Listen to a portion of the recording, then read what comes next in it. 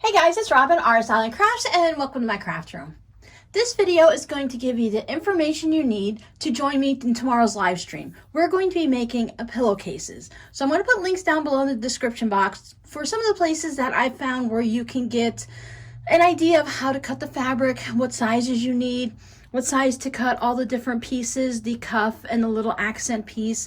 As you see, this one just has a cuff on it, so you can make it any way you want. There's different ways to measure your pillow if you need to make a custom one. We're just gonna actually sew them tomorrow.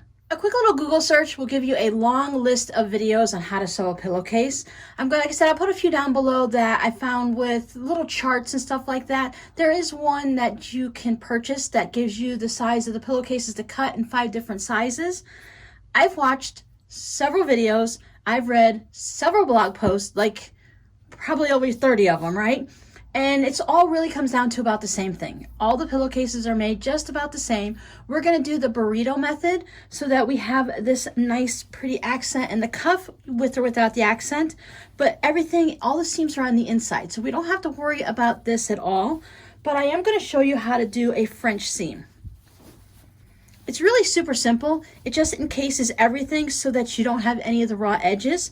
When I first started making pillowcases, I didn't know about the French seam. I made this pillowcase for a friend's granddaughter, but when I made it, I didn't cut the pillow quite right, so it was a little hard to get the pillow into the pillowcase, so I just kept it for myself and I used it on some of my extra pillows around the house. But I said that I didn't know about the French seam, so I did just do an overcast. You can do a serge seam on this, but you do have the seam that shows.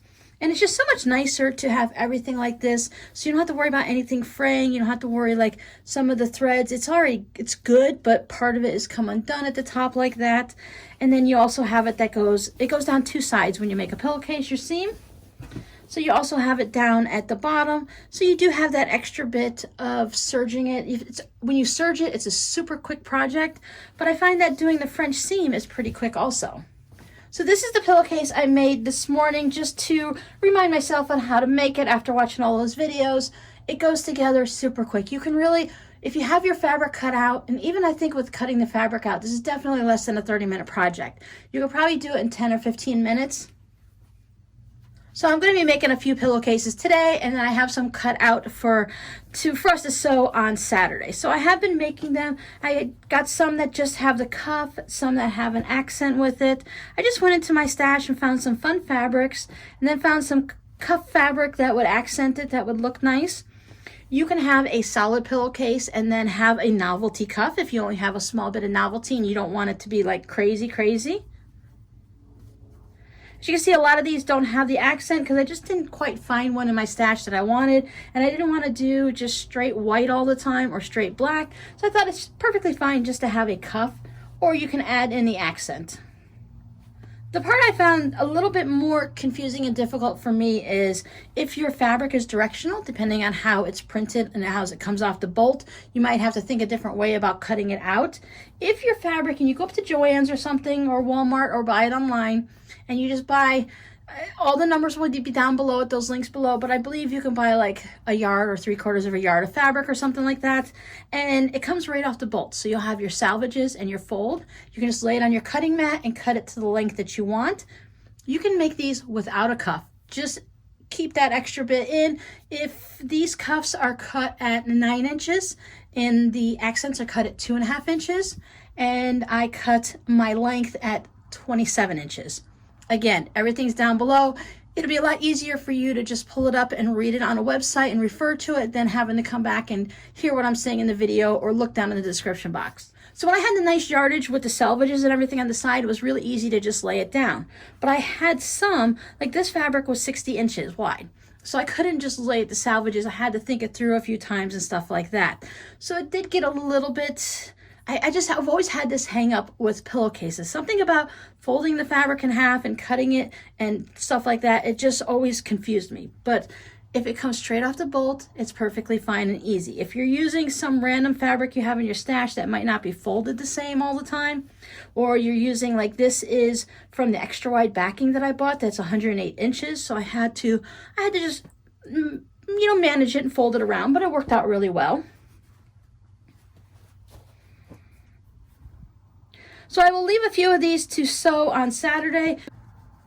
And it's just going to be, we'll probably, sew 2, maybe 3 of them. It won't, like I said, it doesn't take really long once you get it all cut. And of course, I cut out several different fabrics. I think I ended up cutting 16 different fabrics out. So I've just kept finding fun things to make and the nice fun accents to go. The blender fabric looks really nice. I think the blender fabric works really well as an accent. I like the accent and I like the cuff in it. It just kind of, because the fabric has a lot going on down here, it just adds that nice little bit. Sometimes a solid fabric for me comes off just a little bit too plain. And then you have to worry, are you matching the blue exactly? But if you get a blender, it just seems to work nice. At least that's how I feel. This fabric is just so adorable. It just needed to be a pillowcase. See all the different bears on there? And I just love the oranges and the yellows. So this guy's going to be a pillowcase also. Now, if anyone's interested, all of these pillows, and once I finish these pillowcases, they are all going to be going into the shop. Pillowcases are a really great gift for children of all ages and adults also, of course, but the little kids really like to have maybe a special Christmas pillowcase. I didn't have enough yardage in Christmas fabric to make pillowcases. I'll have to go shopping to pick up some more if I want a Christmas pillowcase. But I think it's really fun. I always thought, I learned these things after my kids got older, that how fun would it be that when you're pulling out your Christmas decorations, after Thanksgiving, you get, a lot of times my kids would get, new pajamas and stuff for Christmas, but to put a Christmas pillowcase on your pillow that you only keep on during that holiday, or maybe a birthday week or birthday month, you get a special birthday pillowcase that you can have, Valentine's Day, 4th of July. There's just so much fun fabric and so many great occasions to just switch out your pillowcases.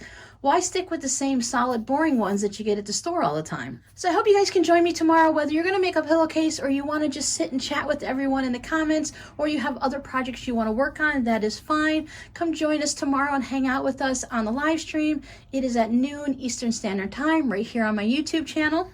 If you're going to come back and watch the replay, YouTube sometimes takes a little bit of time to generate everything. Depending on how long the live stream is, it has to get it all set up and get back onto YouTube. Some people can find it right away. Other times it takes a little bit longer. Generally, the comments take about 24 hours for them to get all added in and everything. So if you're going to watch the replay a little bit after it ends, you might not see the comments that are going on the side. I do try to say the comment out loud if I'm answering someone, but you get chatting and everything, and sometimes I forget. But I think if you just want to make the pillowcase and watch the video, the comments, they're just usually having their own little side conversation. You can always come back and check out the comments later. Even I have a hard time sometimes finding my live videos. I do have a playlist where I put my live videos. So if you can't see it just in my list of videos, go into the playlist for live videos, and I found that I can find it there, even if I can't find it on my regular YouTube homepage. So I'm really looking forward to hanging out with you guys tomorrow in the live stream and sewing some pillowcases and having a little crafty chat on the side. But if you can't make it for the live stream, that's okay. The replay usually goes up really soon afterwards. It just takes a little bit to find it sometimes, or to see the comments.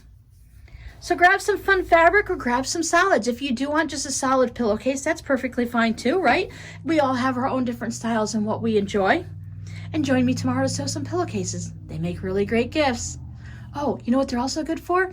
Is if you make someone a quilt, you can make them a pillowcase with the leftover fabric, whether you piece the little cuff or you just have enough fabric to make it.